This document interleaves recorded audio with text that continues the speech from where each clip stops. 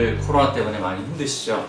네, 아마 앞으로 한 2, 3개월 정도는 더 진행이 되지 않을까 개인적으로 생각을 하고 있습니다.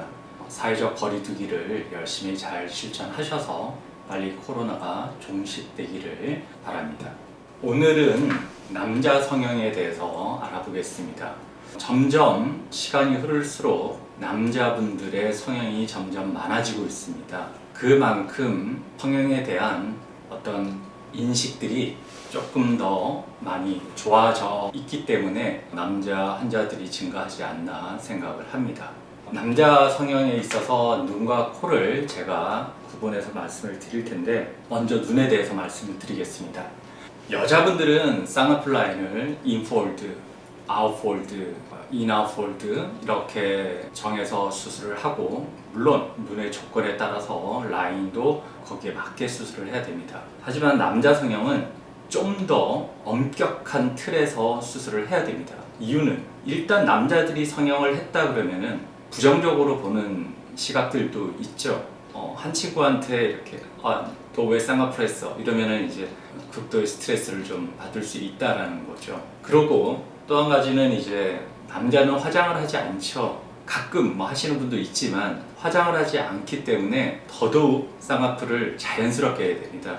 여자분들은 대부분 아이라인이라든지 마스카라를 해서 커버를 하기 때문에 라인의 크기가 조금 더 있다고 해도 눈이 자연스럽게 보이게 됩니다. 그래서 대부분의 남자들은 특별한 경우를 제외하고는 매몰법으로 수술을 합니다. 남자 성형의 한 5% 정도가 절개로 수술을 합니다.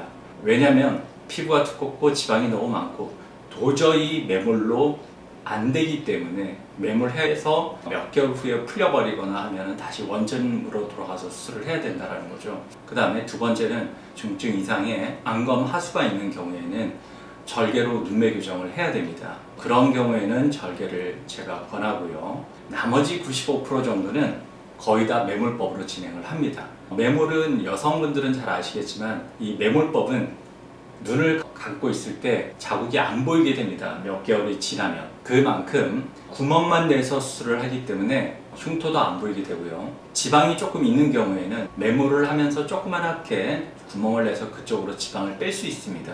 지방을 빼고 나면 처음에는 잘 모릅니다. 지방 뺐는데 왜 이 두툼한 게 그대로지 않은데 3개월에서 6개월, 1년까지 미세 부위가 계속 빠져주면서 나중에는 우리가 다이어트를 3에서 5kg 정도 하면 지방이 빠지게 되고 줄게 되죠. 그런 효과를 나중에 내게 됩니다. 그렇게 대부분 매몰법으로 진행을 하고, 그 다음에 쌍꺼풀의 크기도 속쌍꺼풀을 만듭니다. 떴을 때는 안 보이고 아래쪽으로 볼 때 살짝 보이게끔. 남자 성형에서 쌍꺼풀이 조금만 커져 버리면은 약간 중성적인 이미지로 가게 돼요. 그래서 대부분의 환자들한테는 제가 매몰법으로 하되 속쌍꺼풀로 아주 얇게 수술하는 것을 권하고 있습니다. 그리고 중년 이상의, 그 다음에 노년, 눈이 처져 있는 경우에 저는 쌍꺼풀을 권하지 않습니다. 그냥 절개로 하되, 처진 피부가 많기 때문에 매몰하기는 좀 힘든 케이스들이 이제 나이가 들수록 많죠. 그런 경우에는 쌍꺼풀을 만들어 버리면 오히려 인상이 많이 바뀌어 버립니다.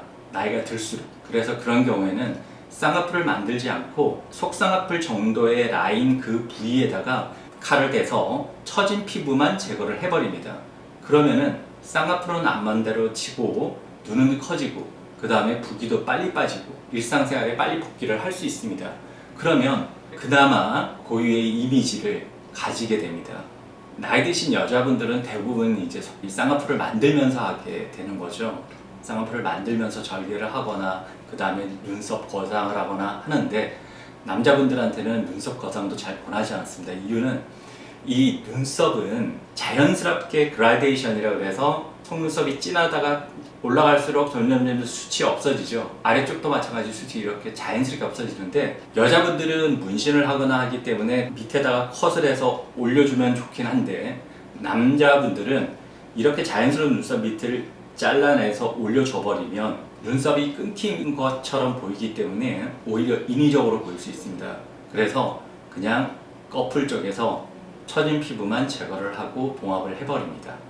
경미한 안검하수를 가지고 있는 남자분들은 제가 매몰법으로 눈매 교정을 하는 것을 권합니다. 아까 말씀드린 중증 이상의 환자들은 절개를 하는 게 좋겠고요. 왜냐하면 매몰로 하는 경우에는 재발을 해버립니다. 그래서 매몰로 눈매 교정하는 것보다는 절개로 눈매 교정하는 걸 권하고, 아주 경미한 안검하수를 가지고 있는 남자분들한테는 매몰을 하면서 눈매 교정을 표시 안 나게끔 할 수 있으니까 그렇게 합니다.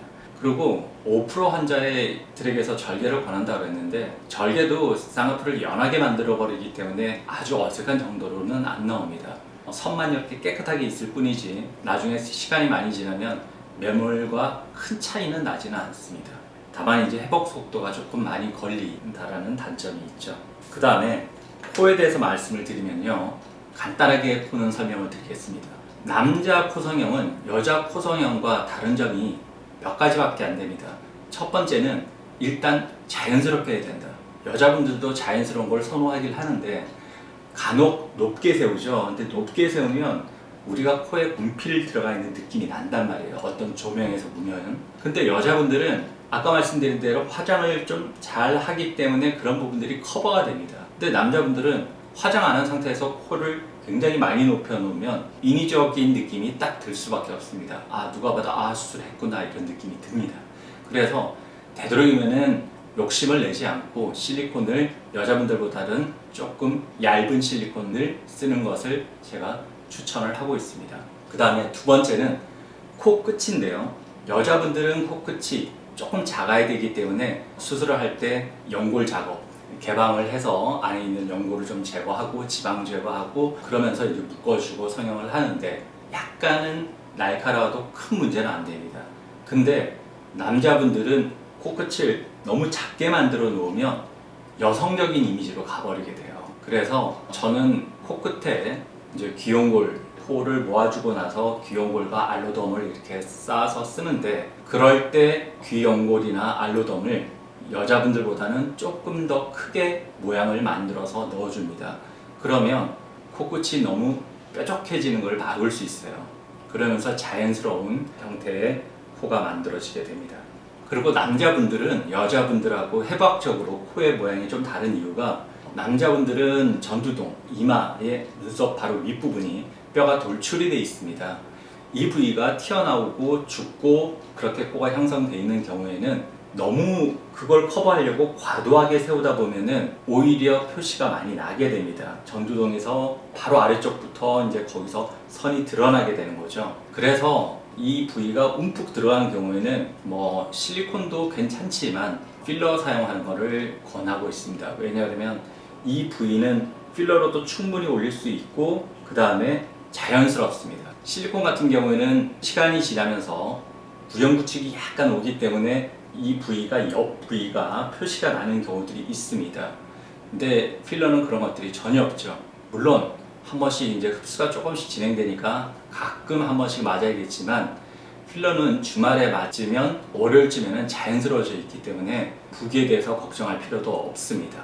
이번 시간에는 남자 성형에 대해서, 눈코 부분에 대해서 간단히 설명을 드렸습니다. 다음번에 뵙겠습니다.